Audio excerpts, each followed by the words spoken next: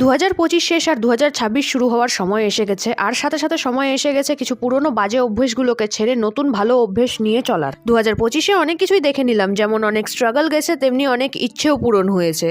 অনেক কিছু শুরু করেছি কিন্তু সেগুলো নিয়ে চলতে পারিনি শুধুমাত্র অসুস্থতা আর অলসতার জন্য।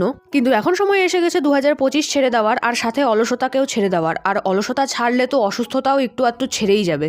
ইনস্টাগ্রামেও আমি mini vlogs type content upload করা শুরু করেছিলাম, কিন্তু হিন্দিতে। কিন্তু এখন ভাবছি আমি হিন্দিতে না, আমি আমার মাতৃভাষা বাংলাতেই ইনস্টাগ্রামেও আপলোড করব, যেন একটা ফুল প্রুফ প্ল্যান নিয়ে আমি 2026-এ এন্ট্রি করতে চলেছি। অনেক কিছুই ভেবে রাখা আছে 2026-এর জন্য, বাকি সফলতা তো ভগবানের হাতে, আমি শুধু আমার কাজটাই করব। আর এবার আমি ঠিক করে নিয়েছি আমি আমার হেলথ, বিজনেস, কন্টেন্ট ক্রিয়েশন আর স্কিলস এর উপরে বেশি ধ্যান দেবো। একটা পজিটিভ মোটিভেশনের সাথে সকলকে happy new year in advance জানিয়ে আমি চললাম একটি নতুন, ভালো, সুন্দর আর সুস্থ 2026-এর দিকে।